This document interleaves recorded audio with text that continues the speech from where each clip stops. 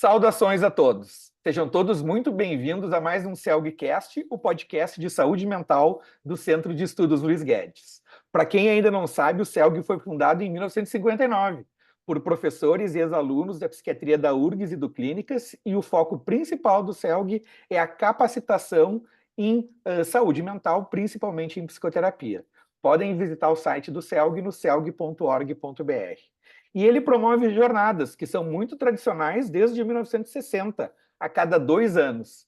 A nossa entrevista faz parte da série Vamos à Jornada do CELG 2024, que vai ocorrer agora, entre 5 e 7 de setembro em Gramado, no Hotel Serrano, evento presencial. A temática desse evento é conexões e desconexões do cotidiano às catástrofes, abordando tecnologia e, infelizmente, a situação também dos desastres naturais, que, infelizmente, estão se tornando a regra em diversas partes, não só do Brasil, mas do mundo todo. O nosso assunto de hoje faz parte de atividades de 2 eixos temáticos da jornada. A psiquiatria forense, falando sobre infrações éticas na psiquiatria, e a parte de psiquiatria, infância e adolescência, sobre a experiência clínica do uso de ECT, a eletroconvulsoterapia. A gente vai entrevistar hoje a médica psiquiatra da infância e adolescência, Silzá Tramontina. Ela é formada em bioquímica, farmácia e medicina. Ela é quase uma equipe multidisciplinar nela mesma. Mas a dedicação dela é para a psiquiatria da infância e adolescência. Ela tem mestrado e doutorado nessa área. Além disso, ela é preceptora da residência de psiquiatria, infância e adolescência lá no Hospital de Clínicas de Porto Alegre e é conselheira do Cremers. Ou seja, ela está a par de todos os bastidores do que acontece na medicina e, em especial, na psiquiatria do Rio Grande do Sul. E com uma experiência clínica invejável. Silzá, muito obrigado pelo teu tempo. Eu que agradeço a lembrança do meu nome. É um prazer falar contigo, Alexandre. Ótimo. Silzá, vamos para o primeiro assunto das infrações éticas em psiquiatria. Tem aumentado as infrações, diminuído ao longo desses anos? Já não era para o pessoal saber o que ele não tem que fazer no contexto da medicina? Sempre aumenta, né? Cada ano é mais. Então, já era para o pessoal saber, mas na realidade a gente se forma sem saber, né? A gente não sabe, a gente nunca leu, né, na faculdade, eu pelo menos nunca li, eu acho que ninguém leu o Código de Ética Médica, né? Eu fui me interessar agora que eu entrei no CREMERS em ler, e estou lendo várias vezes, né, por causa das minhas atribuições. A gente não lê, ninguém fala dele durante a faculdade, então isso também é uma questão que eu acho que a gente tem que começar a discutir. Tem que começar a instigar os alunos e dar, talvez na formatura de presente, quando a gente não sabe o que dar de presente para algum formando, um código de ética médica. A gente faz muitas coisas na ingenuidade, não é nem né, por querer burlar, não. A maioria das coisas que se faz, especialmente os psiquiatras, é na ingenuidade. Claro, Pode tem casos trazer. sérios de abuso, coisas assim. Isso. A grande maioria é na ingenuidade. E tu pode trazer um ou 2 exemplos, só para a gente ter uma ideia assim, do que quando se diz infração ética, assim, né? Enfim, quais são os mais frequentes que acontecem? A questão mais frequente e mais fácil, né, do médico resolver antes que aconteça é preencher prontuário, ter prontuário no seu consultório ou no hospital que você trabalha, né? Esse é um problema que a gente sofre no clínicas, por exemplo. Tive muito problema sobre isso. Por quê? Porque os residentes não preenchem formulários, prontuários, né? Ou preenchem assim de qualquer jeito. Na realidade, tem uma descrição, vai ter até uma palestra sobre isso, né? Sobre documentos médicos, e um dos principais documentos médicos é o prontuário.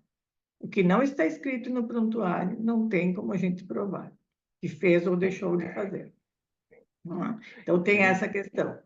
A psiquiatria, ela tem uma particularidade, que o nosso paciente, às vezes, né, até por questões da própria doença, ele fica descontente, por exemplo, se a gente indica uma internação, e pode aí fazer uma denúncia. A gente tem um cuidado no CREMERS, que de uns anos para cá, que é só receber denúncia assinada com documentação, né, da pessoa que está denunciando, do denunciante. Então, assim, tem toda essa preocupação. Antes era assim, uma denúncia até qualquer. Anônima. Tem denúncias que a gente chama de ex officio, que sai na TV, né, no jornal, coisa que o CREMERS tem que se movimentar, né? O CREMERS ele só se movimenta quando ele é acionado. Ou se tem alguma questão, como eu disse, de polícia, sai no jornal, sai no Ministério Público, alguém tem que acionar. Tá? Então, a gente abre uma sindicância. A primeira coisa que se faz é abrir uma sindicância.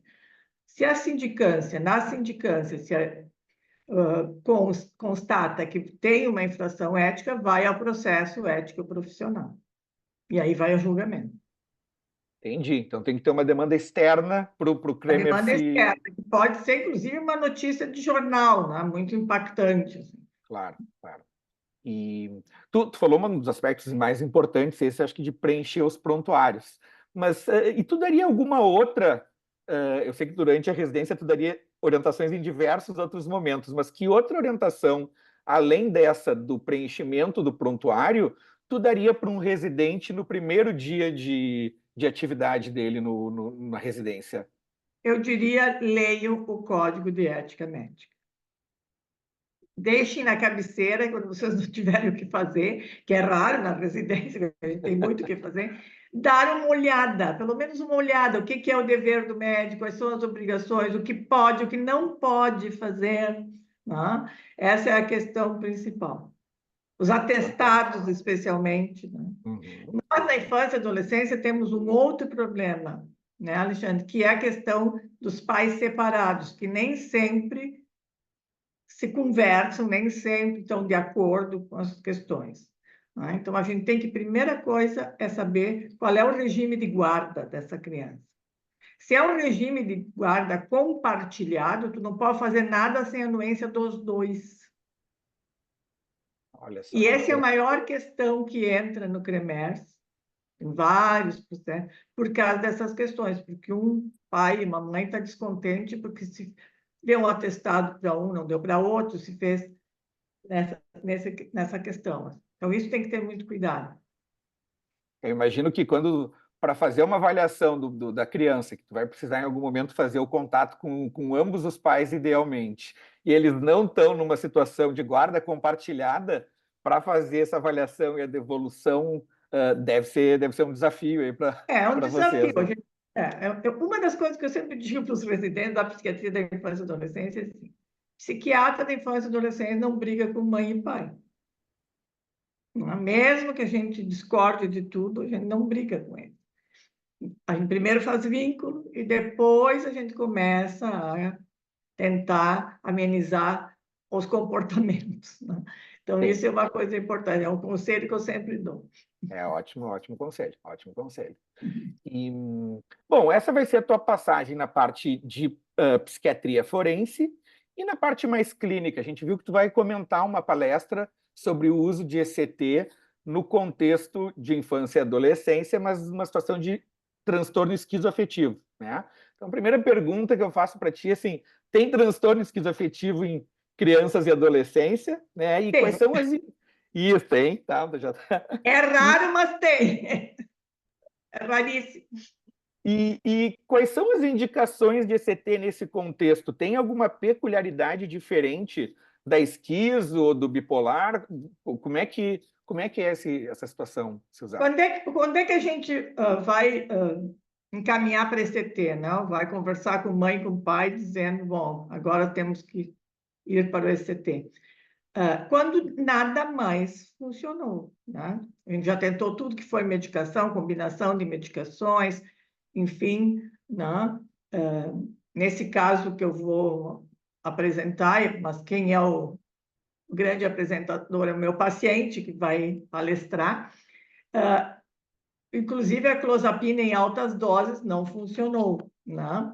Então a gente resolveu pelo ECT. É um caso muito atípico, assim, né? Muito atípico, mas é um caso também que vai desmistificar a questão do ECT, porque eu já tive vários pacientes no ambulatório, agora eu estou no CAPSI, mas antes eu fiquei 20 anos no ambulatório, da psiquiatria da infância e adolescência. Eu tive vários casos de crianças que precisaram fazer ECT. Como eram crianças, eu, na época, fiz até uma solicitação para o CREMERS, tá?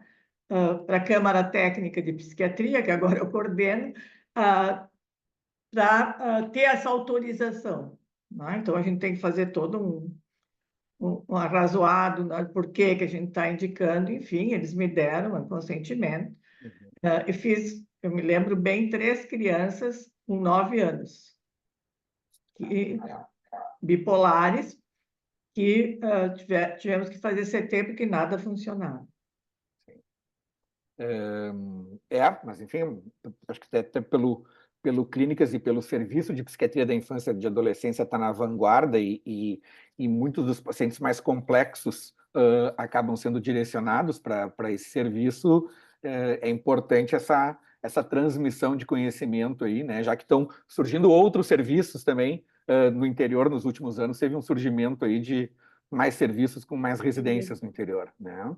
E assim, uma das coisas importantes, eu acho, em relação ao ECT, eu, por exemplo, eu tenho muitas indicações de consultório. Eu não tenho nenhum problema em indicar ECT, acho que é um excelente tratamento, né? Quando tu vai tratar um adolescente, né? De consultório eu tenho mais adolescentes, e a gente não consegue melhorar as crises, né? Ou a melhora parcial, eu indico, sem nenhum problema. É importante. Explicando bem, os pais aceitam. Uhum, uhum, uhum. Então, é toda essa história que tem, né? Ai, ECT, tortura, Sim. não pode. Isso assim, é uma coisa horrorosa do meu ponto de vista, né? A psiquiatria está sofrendo ataques, né, de tudo que ela... Sim. Ataques contínuos sempre, né? O... Vamos continuar na tua experiência clínica aí, que é muito diferenciada. Tu foi coordenadora do Procab lá no Clínicas enquanto ele estava em atividade por 8 anos, né? 8 anos. 8 anos. Tu pode nos falar só, enfim, como é que era o Procab e o que é importante a gente saber sobre o transtorno bipolar de infância e adolescência, não só para o psiquiatra da infância e adolescência, mas para o psiquiatra ou para o psicólogo de adultos também.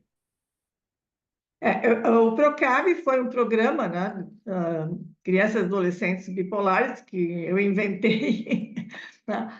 E a coordenação minha e do Rode era o professor que estava, né, no guarda-chuva, assim, né? Ele que nos dava suporte, e que durou 8 anos. A gente atendeu continuamente 60 crianças, acompanhou por esses 8 anos. Quem fazia as consultas eram os ex-residentes, né, que acabaram se interessando e queriam fazer mestrado, doutorado, fizeram, né, com esses dados do Procab.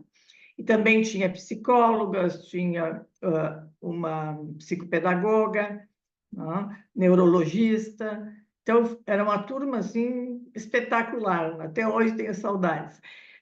E a gente atendia, então, essas crianças. E a gente pôde ver, né, podemos acompanhar essas crianças por 8 anos. Então, teve um longo caminho, desde o início da doença, todo o desenrolar, né, da doença, porque em crianças e adolescentes a doença muitas vezes está começando, então ela não se apresenta, né, em toda a sua magnitude. É muito difícil, às vezes, fazer o diagnóstico, especialmente quando a gente tem mais depressão, né? Que a gente diz uma depressão bipolar. Então, assim, eu digo, para fazer um diagnóstico de transtorno bipolar bem feito em criança e adolescente, a gente tem que conversar muito, muito, muito, muito com a criança, com o adolescente, com o pai, com a mãe, com a escola, sabe? Muito, porque é um diagnóstico difícil, assim, exige muita, muita experiência. Importante. Mas algum recado que tu gostaria de dar, Suzá? Ou tanto da parte de algum aspecto técnico, enfim, alguma outra Recado é situação? que, assim, pessoal, vamos à jornada, né? A gente, além do conhecimento que a gente adquire numa jornada, a gente pode confraternizar com os colegas, amigos, ex-residentes na psiquiatria da infância e adolescência, né? Nós vamos até fazer um almoço, né, para confraternizar.